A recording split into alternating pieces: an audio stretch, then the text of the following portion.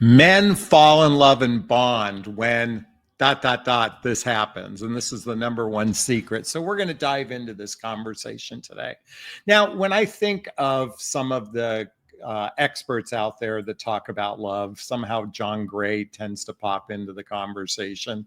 And I know a lot of his conversation is centered around hormones and pheromones and testosterone and estrogen and all those sorts of things. And that certainly plays a part of it. And then if you listen to the work of Dr. Helen Fisher, she talks about lust, attraction, and attachment as being part of love. But I also believe people oftentimes enter into romantic circumstances based on unhealthy experiences that can find themselves in circumstances where they believe that they genuinely love this person. And yet when we get down to it, it's not necessarily healthy love. And when I think of love, this is purely my perception. I'm not here to say real love isn't about the good times. It's not about entertainment. It's not about romance. It's not about physical attraction. To me, real love is, can you be there for this person when the going gets rough? Can you be there for this person when they're going through a crisis? Can you be there for a person? And more importantly, can you demonstrate trust between one another? And when I think of trust, I think of it along this lines, and ask yourself if you feel the same way. Trust is, does this person have my best interest at heart? Or is this person's best interest my best interest? Or let me say this, if you're with a partner, your partner's best interest are your best interest. To me, that is love at its core. And when I think of the words, I love you, I think of it along this lines. I think of it as, I'm here. You matter. We are important. I've got your back. I'm not going anywhere, and I only want you. So let's unpack that for a second. I'm here. That means I'm present to this experience. I'm not thinking about a past relationship. I'm not thinking about the future. It means I'm present to what's happening in our lives right now. Now, I know many of you ladies who watch my channel, you hear this from men all the time. Can we just be in the moment? And to some degree, that's all we have, because the reality is tomorrow isn't guaranteed. Some accident could take us away from one another. So we only have this moment. But is this person present in the moment, or are they stuck in a past relationship? Do they have a contentious relationship with their ex? Or maybe they had a treasured relationship ending and they're still grieving the ending of that relationship. They're not present to this experience outside of, from an emotional standpoint. I don't mean a physical standpoint. So I'm here. You matter. We just talked about that. That's the basis of trust, is this person's feelings matter commensurate with my own. Sadly, many of us date and with kind of myopic eyes. We're only focused on our own needs. And while it's important to get your needs met, it's important to get your needs met. If you're going to enter into a physical relationship with someone, I think it's critically important to recognize that the other person's needs matters too. So I'm here, you matter, we are important. That's looking at the relationship as a separate entity. We have to look at, or at least this is an invitation for every one of you, is there's a you, there's a me, and then there's a we. A relationship is a separate entity. It's like two business partners starting a like maybe they're starting a law firm together, or maybe they're starting a accounting firm, or maybe they're starting a medical practice. Two business people that get together and say the practice is a separate entity. It has a separate name. It has, like an LLC and that sort of thing. Is treating the relationship as a separate entity means you value it. So when things go tough, you go, I'm going to work through these problems. I've got your back. We just talked about, like real love in my mind is, are you going to be there to wipe the vomit off my face if I'm going through chemotherapy? Do you have my back? Will you take me to a colonoscopy appointment? Will you take me to the doctors? We glorify love from all the entertainment and romance and the physical connection. But real love is, if you get down to it, is this person going to be here for me when I need them? I'm not going anywhere. That means I'm deeply rooted. You know what? If we're running into a problem, I am not going to run away. I'm going to lean in and say, how can we resolve this together? I'm not going anywhere. And lastly, I only want you. In a world where infidelity is so rampant in romantic relationships, it says, look, I only want to be physically romantic with you, but that doesn't mean, so I'm going to agree to monogamy, but that doesn't mean I've signed up for celibacy. So I think it's important to cultivate a healthy sexual relationship with your partner as part of the fundamental difference between friendship relationships versus romantic relationships. But we talked about lust briefly. We talked about attraction and also attachment. Sadly, most people attach to another human being in an insecure, unhealthy way, or they've had imprinting from their childhood that causes them to choose people that are similar to one or both of their parents. And we oftentimes believe that is love when it's actually insecure attachment. If you're not familiar with the work of Amir Levine and Rachel Heller, I highly recommend reading the book Attached. If you're not familiar with the work of Harvell Hendricks and Helen Hunt, I recommend reading this book called Getting to Love You Want. This is about understanding our oftentimes our core wound of choosing people that are like one or both of our parents. This is known as the imago. So I invite you to start understanding love from a different vantage point. So this title is Men Fall in Love and Bond When This Happens. And this is the number one secret. And I'm going to go back to a TV show that was on Netflix. I've watched it 5 times and I'll probably watch it again, binge watch it this weekend, because there's something about it that I love. And the show is called Nobody Wants This. Nobody Wants This.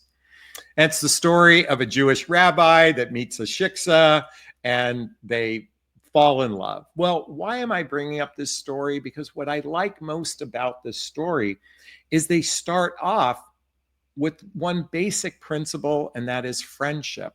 Friendship. See, it's not operating from lust or limerence or, entertaining one another or romance or physical attraction. It started with the base root of friendship. Actually, it started with humor. I think not enough credit is given to how important humor is to bonding with another person, is having similar styles of humor. I think that's really, like, you see me smiling right now. Like, when I think of humor, it makes me laugh. It makes me smile. And when you can have that core area of connection at a friendship level, at a humorous level, it's the building blocks to a healthy relationship. And it's friendship with desire. In other words, your desire for this person on a friendship level exceeds the pain, the past hurt, and the differences every couple is going to experience. In the TV show, their big difference is he's Jewish, she's not, and it'd be better for his life that she be Jewish. And it's interesting because her childhood wounds come up in this conversation, which I talked about earlier when I say our pains and hurts and our differences, and her abandonment issues come up, her inconsistent love patterns have come up. And he holds space for this person. He holds space for Joanne. It's Noah and Joanne, by the way. He holds space for her. And it's a great illustration because there's something about where he's at in his life by the time he met this person, by the time he met her, is that he is secure in his emotional well-being and he is committed to commitment. He is committed to commitment. In fact, when she was struggling emotionally, he says to her, I'm on your side. He's basically saying, you can't sabotage this relationship. I am committed to commitment. Because they started on a foundation of friendship. And sadly, our current dating environment, because of dating apps, is so hyper-focused on entertainment, on romance and physical connection that very few couples actually build the deep roots of trust through genuine friendship. In fact, I pulled out this book. If you haven't ever read it, it's by Dale Carnegie, called How to Win and Influence People. And the only book you'll need to lead you to success, but it's How to Win Friends. And why I think it's important to revisit this book is because what I witness with most people in the dating marketplace today is they're not actually building a core friendship. It is so rooted on lust and in limerence and physical attraction and chemistry that it's missing the deep building blocks that we see in the TV show, is that they actually enjoy talking with one another. Did you hear what I said? Talking with one another. How many times have you been in dating environments where you can feel that the person is talking at you? And all they are waiting to do is to talk from their own egoic way. I'm here to invite everyone to start talking from the heart when you're communicating with someone, but more importantly, listening with the heart. When you can come from a place of listening from your heart instead of trying to respond, instead of trying to, impress another person. We're so hyper focused on that we miss out from being from our heart. By the way, it's 11:11 right now. So speaking of friendship, do you remember the TV or the movie When Harry Met Sally? If you remember that movie, I'm just going to go. And by the way, I have an acronym I'm going to share with you for a second that I believe is so critically important. This is the number one secret. Well, the real secret is that core friendship. I mean, do you really feel like this person's a friend? And you want to know what friendship feels like? Friendship feels like you can say most anything to this person. You can speak from your heart to this person, knowing that you're not going to be judged, knowing you're not going to be rejected. You can actually open your heart. Many of you watch my videos, and I always jokingly put duct tape on my mouth because many of you are afraid to speak from your heart because you fear that you're going to be abandoned. You fear that that person's going to reject you. And yet that's how we're going to connect with one another. We're going to bond with one another if we can speak from our heart. That's what's I think most couples are thirsty for is, do you've got my back? Are you treating me like that person who's a friend? And the reason why I bring up Harry Met Sally is they built a deep friendship before they were physically intimate and before he announces he's in love with her. They built this deep friendship. And so coming back to what I said earlier to the TV show, Nobody Wants This, they build a friendship. He is committed to commitment. Folks, without a commitment to commitment, it's going to be difficult to build the deep roots of trust. We hyper focus on entertainment, romance, and physical connection. And yeah, like a broken clock, that works out, twice a day. But when your foundation is weak, it's going to be difficult to build, like I said earlier, those deep roots of trust. So I heard this following acronym from my friend Mary Beth Schroeder. And it's from the word love, And so I want you to write this down. By the way, folks, is this resonating with you? Is this sinking in with you? Wait, is it resonating with you? Is it sinking in with you? I hope it does. And if you want to connect with me directly, there's links below to schedule a discovery call with me to see if working with a coach is right for you. So this acronym I'm about to share with you is love. And the L stands for lifestyle. Folks, at midlife, if our lifestyles can't blend with one another, it puts way too much pressure on love. Like, in other words, that lust, that limerence, that attraction, that attachment to hold the relationship together. If your lifestyles are not compatible, genuinely compatible with one another. Many of you know I was in a significant relationship some years ago, and the reality was, while we could live well together, ultimately our lifestyle goals were rather different for us. And while it temporarily worked, at the end of the day, our lifestyle differences is what ended the relationship, amongst other things as well. So are your lifestyles able to blend with one another at a healthy rate, or at a commensurate rate? That's the first thing. That's the L.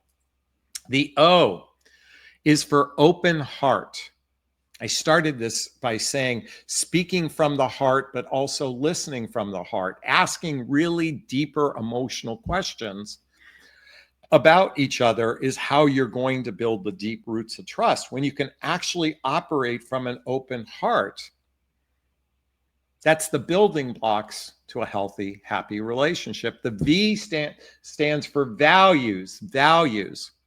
Folks, in today's world with so many different values, whether it comes from the way you eat or the way your value around charity, your value on judgment, your value on politics, your value on religion, whatever, and those are all got values within them. They play a part in our relationship success. And if we aren't matched on our core values and our core needs, it's going to be rather difficult, because here's the thing. When you have friction in your values, when you have differences in your values, it requires even more heavy lifting in the sense of conflict resolution skills, your ability to repair when there's differences. It's the closer two people align, the more successful they are. In fact, if you haven't read the book Two Dates by Neil Warren Clark, I just want to pull this up. Chapter 5, the 25 most popular must-haves. I invite you to read this book, Two Dates by Neil Clark Warren. He started the company eHarmony, by the way. But understanding these important factors for relationship success puts you on the fast track of love and bonding with someone when we understand the mechanics of human nature, but more importantly, the mechanics for a healthy, happy relationship. And the E stands for expectations for the future. You know, I shared earlier in the show, Nobody Wants This. He is committed to commitment, or at least I believe he is. And she's getting there. If you are not committed to commitment, if you're not committed to a future with someone, if it's like, let's just take it slow, let's just see where it goes, you're setting your foundation for your relationship on a weak foundation if commitment and trust aren't your highest values. In fact, in other words, committed to trust should be the first level of commitment, along with monogamy, exclusivity, teamwork, and being all in with someone. And so I just plant these seeds to suggest that we let go of the egoic way of dating. We let go of the lust and the limerence and the entertainment and romance and physical connection and start connecting at a heart-centered level, start connecting at a friendship level. Does this person feel like a friend? And when we think of the TV show Friends, you know, one of the core things about them is they all had radical differences. And even Monica and Chandler, it's because they had a core friendship that allowed their physical relationship to flourish to something much deeper because they already enjoyed each other's company. And that's the most important piece that carries a relationship beyond the surface level. Again, is this sinking in? Is this resonating? Please let me know if it is. I'd like to hear your thoughts on this. Post a comment below. I do my best to read them all in the first 24 hours. As always, if you find value in my videos, please hit that like button. Please share this video. Please subscribe to my channel and hit that notification bell so you can be notified of new videos. And if you want to connect with me directly, hey, there's links below. Schedule a discovery call with me to see if working with a coach is right for you. Check out my group called Midlife Love Mastery. Get all the books I recommend listed below. Follow me on social media and get my dating vows, because the dating vows is one of the first steps to commitment and really the building blocks to love and bonding with someone. All right, I'm going to wrap up this video as I always do. First off, give myself a big, gigantic Jonathan Barrick of self-love. I'm going to reach into the camera and give you a hug of love if that's okay. I'm going to ask you to turn to someone, pet, a teddy bear, a pillow, and give it or them a hug of love, because hugs are a great source of love. And let's face it, we could all use more love in our lives. Thanks a bunch. Bye now.